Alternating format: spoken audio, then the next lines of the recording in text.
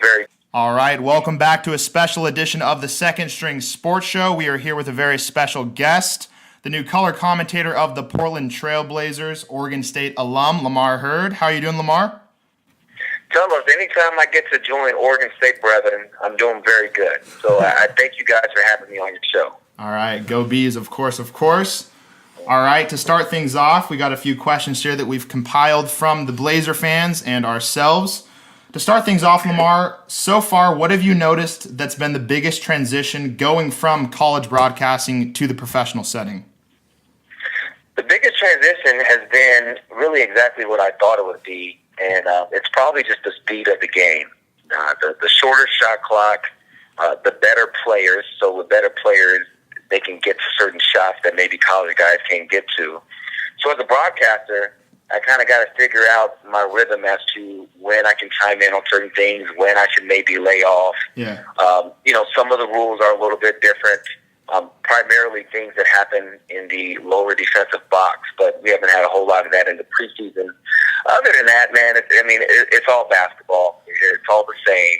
I'm still in the transition period of better learning my partner, Kevin Calabro, and I think he's in the same boat, although we've worked together a lot. In the college game, it's not 82 games. So we're continuing to learn one another. We're learning our new producer, our new director of broadcasting. So there's all these new elements that we're getting more and more familiar with, and I think once we get to that point of total familiarity, then it will feed into the broadcast just being better and better. Excellent. So, Lamar, as a former player, I'm sure you set goals each week. Do you set goals as a broadcaster? And, if so, what are some of your goals for this season?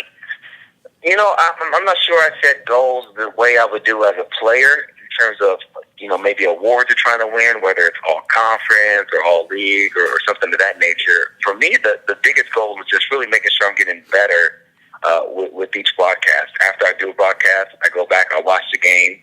I see mistakes maybe I made, places where I could have been better, places where I could have filled a gap a little bit more, places where I could have laid out more. In terms of just my preparation, what I just want to do is understand the team more, continue to understand the city more. I've been in Oregon since 2002 when I started going to Oregon State, but I've only really been in the Portland area since about 2007. And even since that time, I've been neck deep in my work that I do with kids, and then my broadcasting in the winter. So I haven't been totally integrated in Portland Trail Blazers basketball specifically, although I've had a good grasp on the team. I haven't been as integrated as I am this year. And also with the city, just learning the culture more and more, just trying to dive into it. So for me, that's really what my goals are, is having a better understanding of the city, the fans, the history, so that I could be a better contributing member to the Blazers and Portland and Oregon family. Awesome. Yeah, so Lamar, just kind of going off what you were just talking about, you've talked about building a relationship with the community. What do you think you have to do to build and strengthen that relationship with Portland and the fans? It's tough because that's the real answer to that is just dependent on whatever it is the fans would need, whatever they would want, whatever it is they're looking for. So I'm not sure exactly what that is, but the way I go about building relationships with anybody is, first and foremost, I'm myself. I'm authentic. You're gonna, what you see is what you get. I'm someone who, cares a lot about other people. I think, my work here in the state of Oregon has spoken to that, because I think ultimately that's what life is all about, doing things to help other people. And so for me, I'm going to continue to show people that I care, that I want to get to understand people and know them better. And the job I do, I do for the fans. I don't go on broadcast for myself so I can hear myself talk. It's so that hopefully I'm giving a good broadcast to whoever's on the other side of the TV watching the games. Yeah, makes sense. Thank you. Exactly. And so you've already had experience working with Kevin Calabro with Pac-12 Networks. How's your relationship kind of built so far, working in the NBA now? And what's a funny story that you have with Kevin? Our relationship is great. Kevin, anybody who you will ever have the chance to talk to in the business, whether old or young, they only have great things to say about him. It's so funny because Kevin's one of the few adults that I've ever seen that can go and make other adults act like little kids around him. Like, there's been so many times we've done a game somewhere, and this was mostly in the college game when we did games together, and like 60 and 70-year-old adults will come to him after the game and ask for an autograph and talk about how they loved watching him when they were younger and this and that, and it's just really cool to see.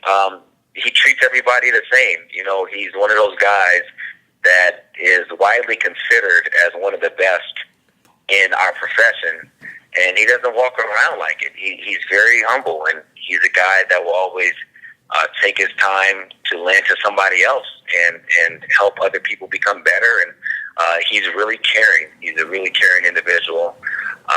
Just a great guy all around. In terms of a funny story, I guess I can tell you the story of when he and I first met. So I got hired in broadcasting in 2008, sight unseen. I had never done anything on television before. I was granted an interview with the executive producer of Fox Sports Northwest, and he and I met in downtown Portland for about an hour one day, and that was my interview. And a week later, he called me and said I got the job. So the next step was getting me prepared to be on television.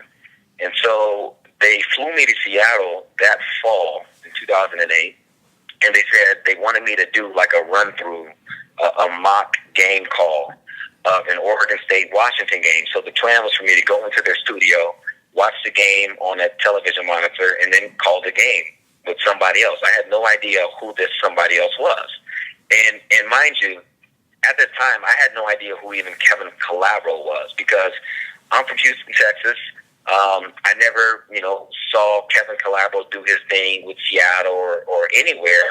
And even the time that I spent at Oregon State, I just never really heard of the guy. He wasn't doing any of my games, so I just didn't really know him. Yeah. So I go into the studio at Fox Sports Northwest. I sit down, and I'm with Angie Minting, who is, I think she's still the host there. They're now Root Sports. And we're just preparing for the mock run, and we're waiting for the other guy to come in. All of a sudden, this dude comes through the door. He has on like a hoodie sweatshirt, a Kango hat, like some tennis shoes. He just looks like he just walked off the street. And the dude sits there, and he comes in, sits right next to me, and it's Kevin Calabro. He introduces himself, says hi, and I'm thinking in the back of my mind, like, man, these guys they must not think anything of me. They just bought some random dude in here to come do this mock run through with me, and I guess that's what you do when you're a beginner. So anyway, we start the run through, and he kills it. Like, he is who he is, and he's just zipping through stuff, and like, I realize like how far behind I am and how much work I have to do if I ever want to be relevant in the industry. And so that was our first time ever meeting, and from that time we ended up working together twice that year, and each time we just got to know each other a little bit more and more, better and better, and it's turned into what it is now. So that was the first time I ever met him. I can tell you guys this: Kevin is a super outdoorsy person, and even though like I've been living in Oregon, I'm still not as outdoorsy as I probably should be. So he's a little bit more on the adventurous side. So like, he told me this story, and I won't go too in detail with it because it'll take forever. But he told me a story one time about how he was out in the desert somewhere, came across 3 rattlesnakes. Right? He sees the rattlesnakes, walks a little closer to them to see what they look like. Then all of a sudden, he hears a 4th rattlesnake behind him. So at that point, he decides to leave the area, leave the premises. So as he's telling me the story, I'm thinking, okay, smart man, you left. He left to go get his wife and bring her back to where the rattlesnakes were so they can see them as a family. And so at that point, I told him, I said, Kevin, listen, we got 41 games on the road this year. Do not expect me to ever be hanging out with you outside of the arenas, because I don't know what kind of stuff you're trying to get into. Because if that's me, I'm not hanging out by no rattlesnake. So although he and I are tight, you can bet your bottom dollar that he and I will not be hanging out when we get on the road and he goes out into the woods and does all that nonsense. All right, so you're listening to Lamar Hurd here on Second String Sports. Sort of to follow up on that, we know that sort of Kevin got the news that he had been hired by the Blazers earlier on in the summer. Yep. Where exactly were you, and do you remember where you were when you got the news that you got the job? Yeah, so it's kind of I kind of have a two-part answer for you. When I first even found out that the Blazers were interested in me, because this wasn't something. Let me kind of take a couple steps back here. I loved the work that I was doing in the college game, and then also I had a couple other opportunities that I was kind of mulling over this off season, trying to figure out what I was going to be doing next year. So it wasn't even a given that I was going to be returning back to the Pac-12. And I'm sitting like in my office area on my computer. I made an email from the Blazers basically asking, hey, are you interested in this job? We like you. We want to kind of further this process, get to know you a little more, and so on and so forth. So that's the first time I even knew there was an interest there. And from there, we started the process, got my agent in contact with them, and, we're trying to figure things out. And the place where I was when I kind of really decided that this is what I was going to do, I was in Florida. I was on a family vacation. And I was telling my mom, my brothers, kind of what was going on. And, when I first brought it up to them, they said, well, why is this even, kind of a decision? Why isn't this a no-brainer type thing? And I said, well, in one respect it is. But in another respect, there's two guys that used to work in that position who I loved, first of all. I loved Mike and Mike. I loved listening to those guys. I think they were awesome. And I said, I think I'm going to be walking into a situation if I take this job where, in one respect, I might be seen as a villain in a way. My family didn't really understand what I meant by that. And I said, you guys, you don't understand. The Portland fan base is such a loyal fan base. They're great fans, arguably the best in the NBA. And, there were some guys there that they really love that are no longer there. So it kind of looks like, well, who's this new guy kind of coming in? And I said, I'm in a position now, wherever I go in the college game, like, I'm loved when I walk into arenas. When I go into the McKell Center in Arizona, I got people taking pictures with me. When I go to Oregon, even, our rival, I got people there that when I get there, they're asking me questions, asking how I'm doing and all this. And so, I was explaining to my family that, hey, for a period of time, or if not the entire time, I could be unliked by a lot of people. And so that was one of the things that, talked to my family a lot about. I got engaged this summer, and so my fiance and I talked a lot about all of that. And it was during that trip, though, where we all kind of felt that this was definitely the best thing for me to do. And it's something I'm excited about for all kinds of reasons. One, I mean, look at the organization, look at the team, look at the city. I mean, how can you not want to be a part of that kind of thing? And then, two, with our position comes a level of influence. There are people that will look up to me because of the position I'm in, particularly kids. And I know I alluded to the fact that I work with kids, but your organization, in my organization, for me, it's really important the work that I do with kids. And I thought, well, hey, if I could be living my passion of being a basketball analyst with one of the up-and-coming teams in the NBA, one of the best franchises there is, with the best fan base, with all of this stuff, why not do it? And so it was on that trip to Florida that I kind of went through all of these things and decided that this is something that I wanted to do. So, Lamar, you touched on it briefly, but, it's no secret. Mike and Mike were Portland legends and obviously fan favorites. I mean, how have the fans been with you so far? Have they been warm and welcoming, or, are you perceived as a villain to them? Yeah, it's been a little bit of both. Recently, for some reason, I'm not sure why, maybe you guys can actually help with this. I'm not getting all of my Twitter mentions. Like, I have... Oh, we can help you. Okay, yeah, so I got friends that have, seen me recently, and they're like, oh, so you're too big time to respond to me on Twitter? And I'm like, what do you mean? I didn't get nothing from you. And so they'll show me a message that they sent, and I'm not seeing everything. So I say that to say, I might not know all of whatever the fans are feeling, because I'm not getting all of it, but I am getting some of it, and it's been mixed, and look, I fully understand it. I was in a situation, guys, that was kind of similar to this. So when I first got to the Portland area, it was in 2007. I was 23 years old. I went to a gym called the Hoop in Beaverton. I decided to start working with kids. A lot of that is just because of my childhood experience, without going into too much detail. When I was in the 6th grade, I lived in Houston, Texas. I moved out of my mom's house. went 90 miles north of the city and lived with my basketball coach for the entire year. And my family ended up moving up to where the school was, and 7 years later I graduated. And it was at that time when I started to become an adult that I realized how much influence this basketball coach had on me and helped shape my entire life. And so here I am at 23, I'm in the Beaverton area, and I start working at a gym, and I say, well, you know what, I want to be for a group of kids what my coach was for me, which is a figure that goes beyond just the basketball court. And so within about 5 months of working at this gym, the gym broke all record numbers for participation, for money made, because people saw kind of what I was trying to do. People were kind of gravitating towards that. And within about a year, I had kind of just developed somewhat of a cult of a following, just people that really backed what I was doing. Well, a year and a half into being at that gym, the gym started to kind of go a different direction. The ownership changed in it. And so I made the decision that I wanted to go elsewhere. And it was my decision. And, people that were following me, though, didn't like the fact that it seemed like I was kind of being pushed out of that gym.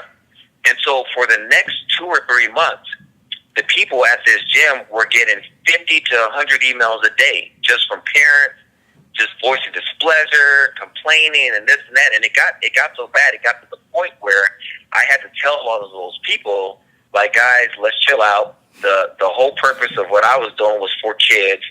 There's no point in kind of, bashing this facility and making their lives hard when there's still a segment of kids that need to be served at that location. So I tell you all of this to tell you that, like, I know what it's like when somebody has a following and somebody's beloved, like those two guys were, and totally understandably so. And the people that are supporting those people aren't necessarily against the new person.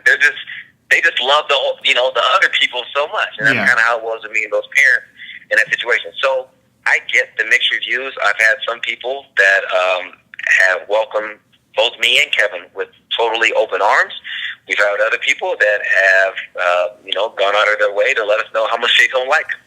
And, like I kind of told you, when I was in Florida with my family, that was some of the stuff that I was trying to tell them will kind of go into this job. Now, if I could have it my way, of course I would love it if, all the fans, liked me and Kevin and, totally understood, like, hey, we're here for the team. We want to try to do a job for you guys. We want to make this exciting.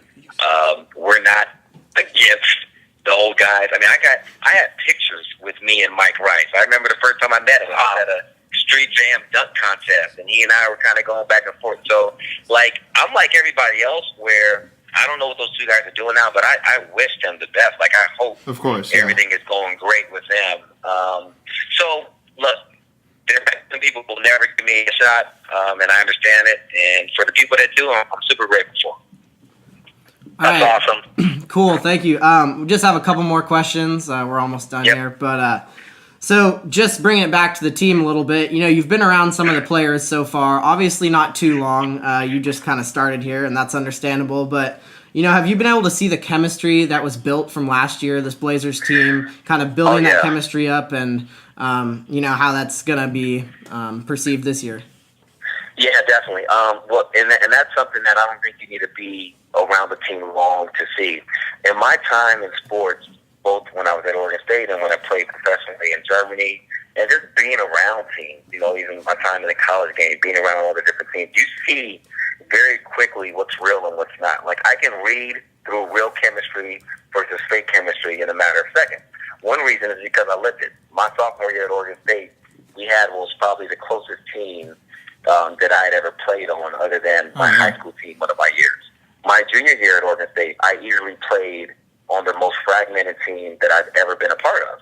And so within a year's time, I was able to see both sides of the spectrum. And it's really kind of just opened my eyes to my evaluations of other teams when I see them. And I know what chemistry looks like. I know what guys who don't like each other looks like. And I can tell you, everything that you guys see and hear about how close the team is and how Dame and TJ get along and there's no strife in the backcourt, like, all of that stuff is real.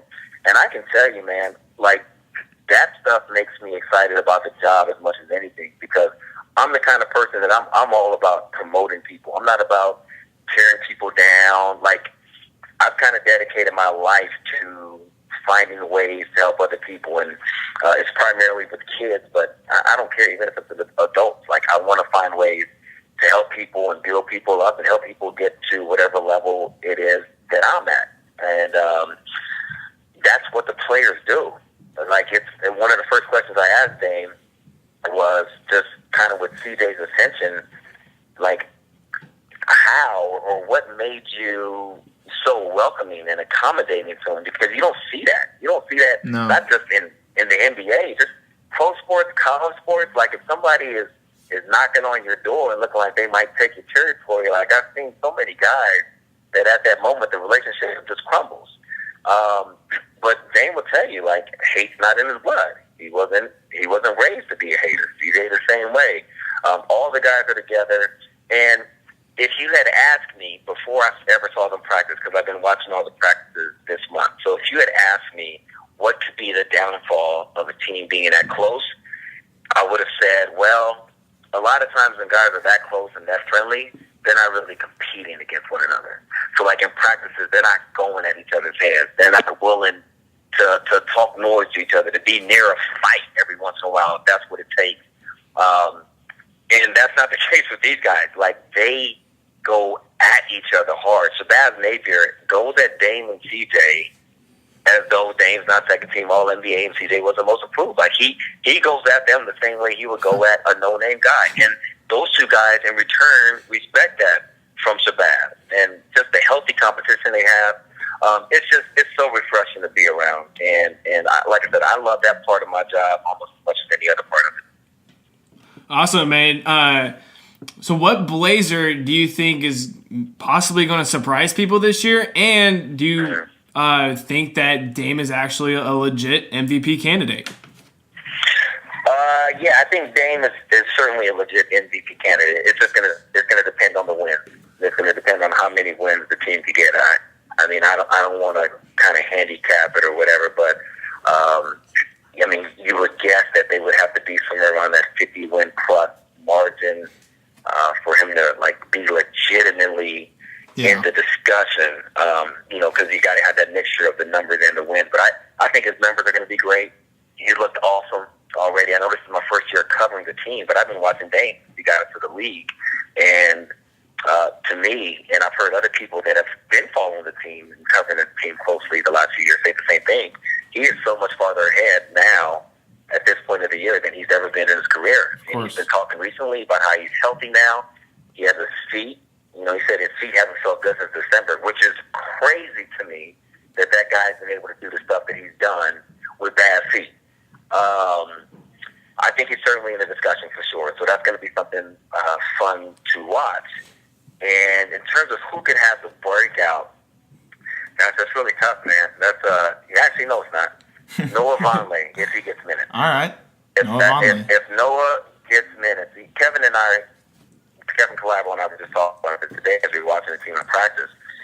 Noah, down low, I mean, he might be the team's best back-to-the-basket option, scoring option. He'll go right-hand jump hook, he'll go left-hand jump hook. Every time he gets into a game, like, he's in the game because he just mixes things up. The last game against Golden State, comes in for 21, 22 minutes, leads the team in rebounding, 9 rebounds. Like, he's always very active, and it just seems like he's starting to find himself within the lineup. But, again, the team is so deep this year, I'm not so sure how much Terry Stotts will need to utilize him. But he would be my candidate. I've asked CJ that same question. First thing that came out of his mouth was Mo Harkless, and Mo's looked pretty good, shooting the ball really well, doing all the things he does defensively, and his versatility on the defensive end is invaluable. Those would be my two guys. And then kind of on the outside of that, I want to see how Chiefs' season kind of evolves as the year goes on. Playing the 4 spot, I think he's going to give a lot of guys trouble at the 4 spot, because when he really makes up his mind and put it on the floor, there's not a lot of 4s that can stay in front of him. And if he's knocking down a jump shot like we saw him do in the preseason game against the Nuggets, I believe it was, then Chiefs going to be looking really good, and he's going to give a lot of people a lot of fits. All right, very last question we have here. I know you're sort of having to step away from the Pac-12 realm this year, but from some OSU grads to another, what do you sort of predict from Wayne Tinkle and those Beavers this year? I don't think they're going to take kind of the dive off the cliff that I've heard some of the pundits talking about without them having GP2. It will be an adjustment period. GP2's greatest contributions to me came on the defensive end, one, and then when it comes to intangibles. Like, he did so many little things throughout the course of a game that equaled about 10 to 12 points. Yeah. Whether it was tipping a certain ball, keeping something alive, a big steal at a key moment that, although it was just one steal that led to 2 points, the momentum that was involved in it really was like a 6-point type of swing. Like, he made all of those kind of plays. So I kind of have to see their product on the floor to get a good gauge of how much I think they can make up for that. But on the offensive end on the floor, I think they might have a chance to be better. I think the freshman point guard that they're bringing in, Corey McLaughlin, I think he's one of the best freshman guards that they brought in. I would say one of the top 2 freshman guards that they brought in the last 15, 16 years. Alice Cook would have been another one of those guys who I thought was really good. Just never, first he transferred, and then I think I just saw that he's no longer playing, or he had to from basketball. medically retire from that, right? Yeah, he had a heart condition that made him medically retire. Yeah. Yeah, that's unfortunate. But this kid, Corey, I think he's really, really good. I want to see kind of how Trace bounces back from the foot injury, because his role, it doesn't change this year. It just goes up another notch. He's going to have to score. He's going to score at a high rate. But I'm excited to see him come into the season now, not having to worry about, one, being a freshman and fitting in, and then 2, being coach's son and fitting in, because that is an adjustment period. And by the middle of the year last year, he got over it, and he looks really good. So I want to see how he's doing. And I think they'll be okay. And even if they do take a little bit of a dip this year, I really think the following year will be a good year for them. I think the following year, you're talking about Oregon State as potentially one of the top 4 teams in the conference. Wayne Tinkle, without a doubt, is the leader that's supposed to be there. He's the right guy, and I envy a lot of the guys that get to play for him, because he's a special man, and he's going to do some good things there. All right, well, thank you. That's been some great stuff from Lamar Hurd, the new TV analyst with the Portland Trailblazers. Thanks for calling in, Lamar. My pleasure. Thanks, Lamar. Thank you guys for having me. Awesome. Thanks, Lamar. Much. Thanks. Good luck with the season. All right, thanks. And go Beavs. Go Beavs. Go Beavs. Go Beavs. That's right.